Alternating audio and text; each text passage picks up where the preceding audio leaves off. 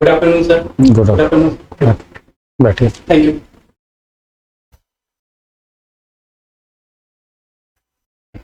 हरिओम जी, कैसे हैं? जी सर, बढ़िया कितने मार्क्स हैं आपके रिटर्न में? सर। 139।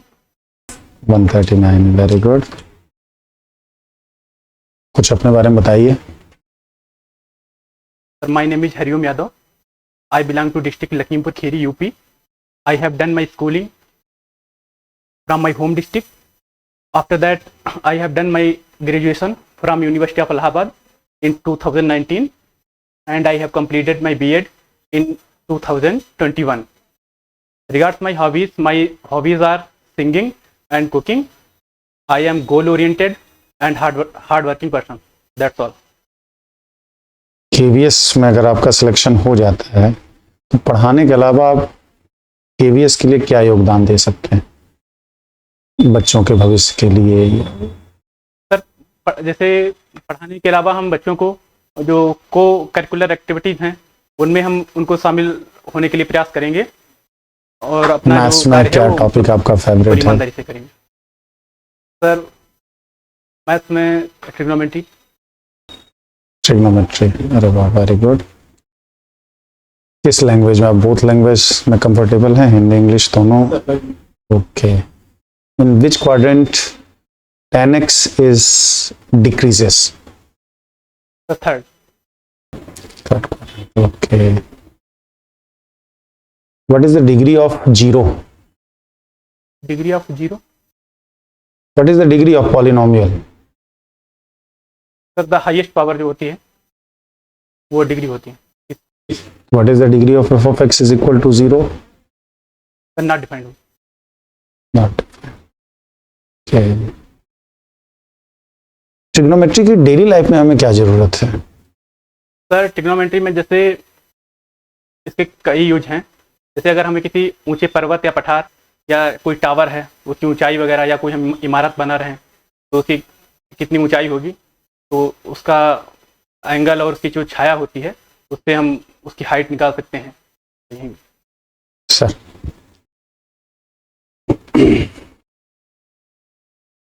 हरिओम यादव जी, आपने भी बताया कि मेरी जो हायर एजुकेशन है, ग्रेजुएशन इलाहाबाद यूनिवर्सिटी से। इलाहाबाद यूनिवर्सिटी से आपने ग्रेजुएशन किया है, तो आपको क्या इस बात की जानकारी है कि इलाहाबाद यूनिवर्सिटी जो विश्वविद्यालय है ये कब इस्टेब्लिश हुआ था? ये सर, 1887 में। जी बिल्कुल। इलाहाबाद यूनिवर्सिटी से जब आप 2019 में पास आउट हैं, कौन चांसलर था उस समय? सर, प्रोफेसर रतन हांगलू जी। जी। आप लखीमपुर खीरी से बिलोंग करते हैं। लखीमपुर खीरी के बारे में कोई दो बातें ऐसी जो बहुत फेमस हो? सर, एक तो यूपी का जो एकमात्र नेशनल पार्क है, दुधवा नेशनल पार्क, वो लखीमपुर खीरी जिले में है। और यहाँ पर एक गोला गोकरणनाथ जगह पड़ती है, वहाँ पर शिव मंदिर है जो काफ़ी फेमस है, और उस गोला गोकरणनाथ को छोटी काशी भी कहा जाता है। छोटे काशी कहा जाता है जी। हरिओम जी, आप प्रयागराज में कितने साल से रह रहे हैं? सर, प्रयागराज में मैं 3 साल रहा हूँ जब मैंने ग्रेजुएशन किया था जी। उसके बाद मैं अपने घर पर स्टडी कर रहा हूँ। घर पे स्टडी कर रहे हैं। तो हरिओम जी, आपने पेपर दिया, आपके अच्छे नंबर आए, 139 मार्क्स, बहुत बेहतरीन नंबर हैं। तो जीएस भी काफ़ी आपका बेहतरीन रहा होगा। जीएस भी आपका काफ़ी बेहतरीन रहा होगा। जीएस के भी क्वेश्चन थे। तो लखीमपुर खीरी से आप बिलोंग करते हैं, जिस विधानसभा से आप बिलोंग करते हैं, आप लखीमपुर खीरी में, तो उस विधानसभा की कोई एक बात बताइए जो बहुत खास हो। सर, 1 मिनट ले सकता हूँ।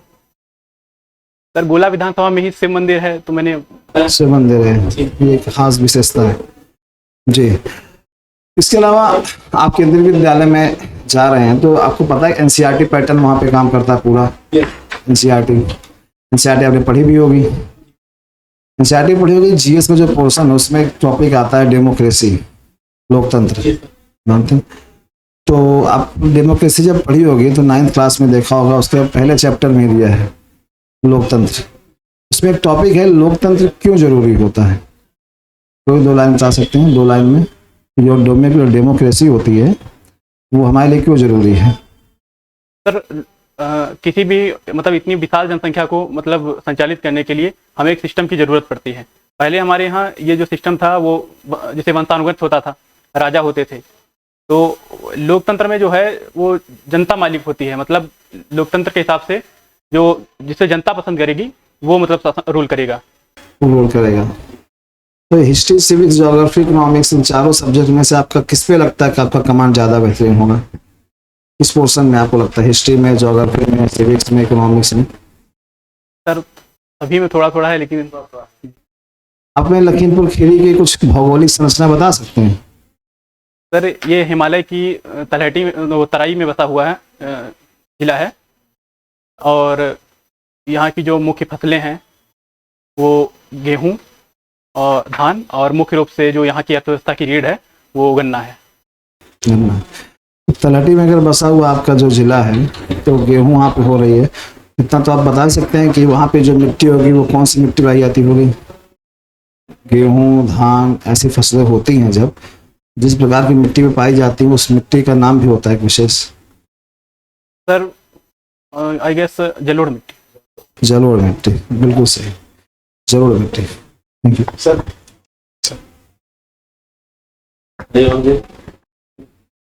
Hobby singing, cooking. कुकिंग में क्या पसंद है? सर वैसे तो सब कुछ बना लेता हूँ, लेकिन मुझे राजमा की सब्जी और पनीर बनाना अच्छा लगता है। अच्छा, मतलब कहने मतलब ये कह सकते हैं वेजिटेरियन है आप? अच्छा, गुड। तो ये अब क्या बचपन से वेजिटेरियन है कि कुछ प्रेशर तक? सर बचपन में तो नहीं थे, जब मैं इलाहाबाद आया था इंटर के बाद, तो यहाँ ये रूम लेके जब मैं पढ़ाई कर रहा था तो अपने आप ही खाना बनाता था, तभी से। अच्छा, काफी समय से रह रहे हैं, बाहर रह रहे हैं, तो इसमें लगा नहीं कभी कि खाना चाहिए मुझे नॉनवेज भी में भी? नहीं सर, घर का माहौल ऐसा है तो। घर के माहौल की वजह से ऐसा था। तो राजमा और पनीर आपका बेस्ट है। कौन सा मसाला यूज करते हैं? सर अशोक। अशोक काफी पुराना मसाला है ना। ठीक है, तो सिंगिंग में गाते भी होंगे, बाथरूम सिंगर के? अगर हॉबीज है तब तो सबके सामने गा सकते हैं, है ना? तो कौन फेवरेट सिंगर है आपका? सर कुमार सानू। कुमार सानू। लेटेस्ट में कोई ऐसा गाना आया कुमार सानू का जो आप गुनगुना पाए? लेटेस्ट में तो नहीं ध्यान आ रहा है। कोई बात नहीं, कोई पुराना गाना तो आपको याद हो, आपका फेवरेट सिंगर कुमार सानू, कोई भी A to Z इसमें लगे कि हाँ 2 लाइन? कुमार सानू का ध्यान नहीं आ रहा है, कोई दूसरा सुना सकते हैं? बिल्कुल चलेगा, दूसरा आप सुना दीजिए। वक्त का ये परिंदा रुका है कहाँ, मैं था पागल जो इसको बुलाता रहा, 4 पैसे कमाने में आया शहर, गांव मेरा मुझे याद आता रहा। Okay, good. तो ये संगीत किसने गाया है? सिंगिंग आपकी हॉबीज है? हॉबीज तो आई थिंक हॉबीज ऐसी होती हैं जो प्रोफेशन से भी ज़्यादा आदमी लेके चलता है अपनी, है ना? अभी निकाल नहीं करवा। कोई बात नहीं। तो आपका जैसे सब्जेक्ट मैथ है, किसी स्कूल में आप पहुंचते हैं और कोई सेकंड सब्जेक्ट रूप में अगर आपको पढ़ाने को मिले, ऐसी कंडीशंस लगे, तो उसमें क्या चुनना चाहेंगे और क्यों चुनना चाहेंगे? सर उसमें हम हिस्ट्री चुनना चाहेंगे जी, क्योंकि उसमें कहानियाँ वगैरह होती हैं तो अच्छा लगता है। इसका मतलब सेकंड सब्जेक्ट आपका हिस्ट्री स्ट्रॉन्ग है। आप साइंस बैकग्राउंड से हैं और हिस्ट्री फिर कैसे कर पाएंगे? सर हिस्ट्री पढ़ा तो है, लेकिन वो मतलब 8th तक पढ़ा सकते हैं। बात मतलब पढ़ाने की हो रही है यहाँ पे कि अगर आप मैथ के अलावा सेकंड सब्जेक्ट आपको दिया गया क्लास 9 में पढ़ाने के लिए, तो हिस्ट्री पढ़ा देंगे। कौन सा टॉपिक पढ़ाना चाहेंगे? सर भारत का आज़ादी आंदोलन। भारत का आज़ादी आंदोलन, गुड। तो ठीक है, हरिओम जी। कुल कितने केंद्रीय विद्यालय हैं भारत में? सर वर्तमान में 1252 केंद्रीय विद्यालय संचालित हैं। ओके, यूपी में उसमें कितने हैं? सर एग्जैक्ट डाटा नहीं। चलो कोई बात नहीं। पढ़ाने के लिए, डेमो के लिए कौन सा टॉपिक आपको तैयार करके आए हैं? कौन सा टॉपिक? जी sir, number system. Number system. How many types of number? Sir, there are many type of number, that is odd number, even number, prime number, rational number, irrational number. Okay. What is difference between real number and imaginary number? Imaginary number. Real number and sir, जो real number होते हैं, बच्चों को आपको बताना होगा number के बारे में, तो नंबर तो यहीं से स्टार्ट होगा ना, जी और ऐसे बताना होगा कि बच्चों को समझ में आ जाए। सर, जो रियल नंबर होता है जैसे उसमें 0, 1, 2, 3 और ये -1, -2, -3 ये सब इसमें शामिल होता है। फिर रियल नंबर में ही मतलब इसके दो पार्ट होते हैं, रेशनल और इरेशनल। मैंने सवाल मेरा, what is the difference between real number and imaginary number? Sir, imaginary number quadratic में आपने पढ़ा होगा ना, when b square minus 4ac less than 0, then roots of quadratic are imaginary. Sir, imaginary number imaginary है तो कैसे पता चलेगा कि इमेजिनरी नंबर है वो? उससे धाराचार में नेचर ऑफ रूट्स आपने क्वाड्रेटिक में पढ़ा होगा ना, मूलों की प्रकृति, जी पढ़ा तो है कि ax square plus b x plus c is equal to 0 आपका क्वाड्रेटिक इक्वेशन है, द्विघात समीकरण है। तब उसमें सर वो b² - 4ac निकालेंगे, तो अगर वो इक्वल टू 0 है तो वो रियल होगा, रियल होगा, ओके। और अगर और लेस देन 0 हो तो इमेजिनरी होगा सर। इमेजिनरी है क्या, वही मैं पूछ रहा हूँ, इमेजिनरी है क्या? और ग्रेटर देन 0 हो जाए तब? सर कंफ्यूज हूँ इसमें। कोई बात नहीं, तो डेमो देना चाहेंगे इस टॉपिक का? सर, ट्रिग्नोमेट्री में चेंज कर लिया आपने अभी तुरंत, आप नंबर सिस्टम बता रहे हैं फिर ट्रिग्नोमेट्री पे आ गए। नहीं, हमने सोचा कोई दूसरा पूछ रहे हैं। चलिए तो आपका demo.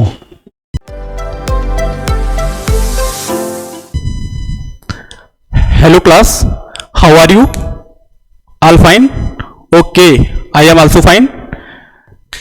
So let us start our class. बच्चों, आज डेट क्या है? 30 अप्रैल 2023। डे कौन सा है आज? Sunday. Class 8। Okay sir, okay sir. Section A. Subject जो आज हम आपके साथ डिस्कस कर रहे हैं वो है math.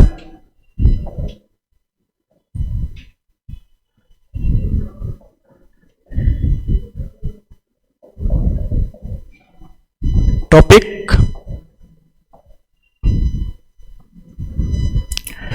Total student 40। Class monitor कौन है? काउंट करके बताओ आज कौन कौन नहीं आया है? 2 लोग नहीं आए। अच्छा, present student 38, absent student 2, duration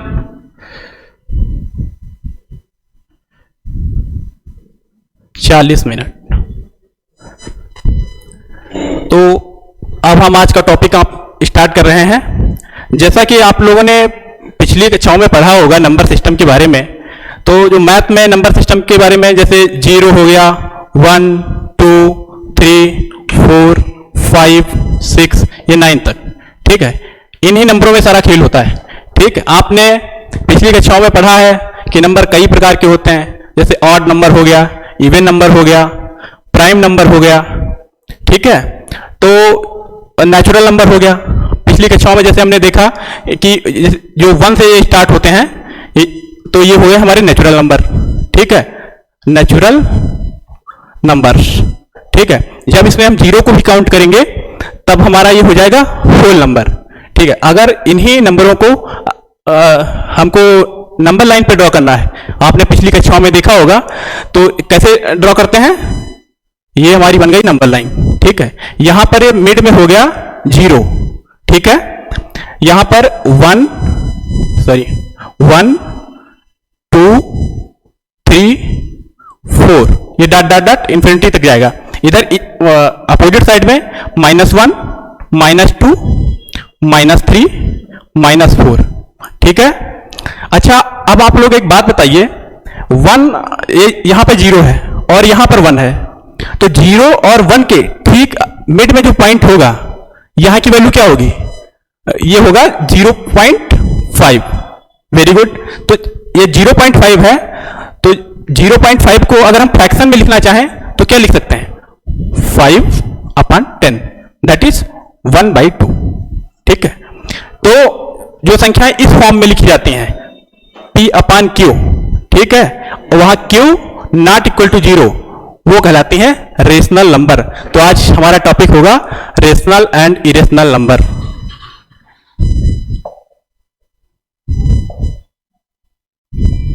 rational and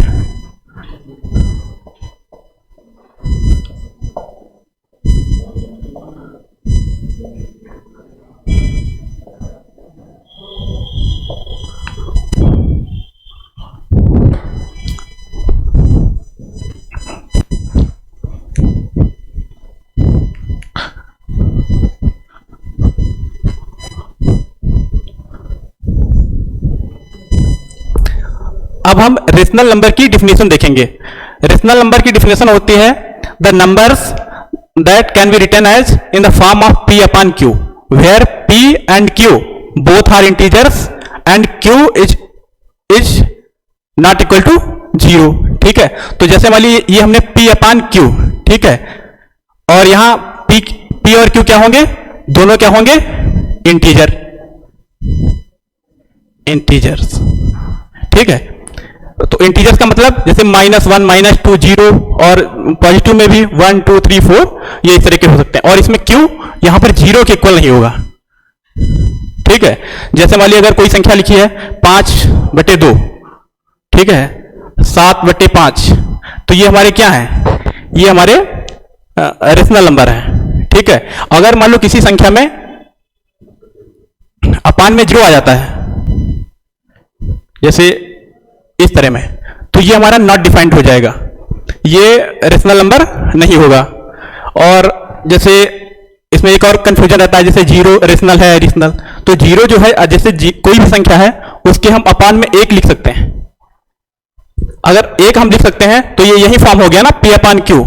यहां पर ऊपर 0 हो सकता है, लेकिन 0 जो है वो नीचे नहीं हो सकता, यानी कि 0 भी हमारा रेशनल नंबर है। ठीक है, अच्छा, आप लोगों का कोई क्वेश्चन? पाई, अच्छा, जो पाई होता है वो इरेशनल नंबर होता है। और किसी का क्वेश्चन? अच्छा, पाई की जो वैल्यू होती है, अच्छा, ठीक है, तो ये हमारा रेशनल होगा, ये इरेशनल। ऐसा क्यों? ये आप लोगों के माइंड में चल रहा होगा, क्योंकि जो पाई की वैल्यू 22/7 है, ये उसकी एग्जैक्ट वैल्यू नहीं है। ठीक है, उसको हम लगभग में मान लेते हैं, तो इसीलिए ये जो ये है, ये हमारा इरेशनल होगा और ये रेशनल होगा।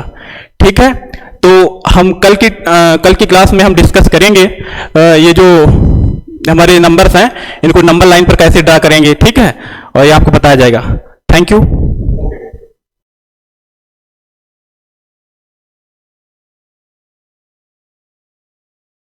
कैसा रहा इंटरव्यू?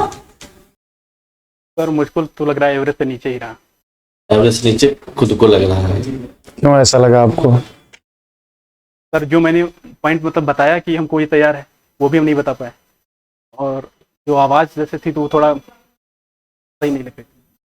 मैं देखिए, कॉन्फिडेंस लेवल तो चलिए ठीक था, लेकिन कुछ चीज़ें आप थोड़ी सी ईमानदारी आप नहीं बरते हैं।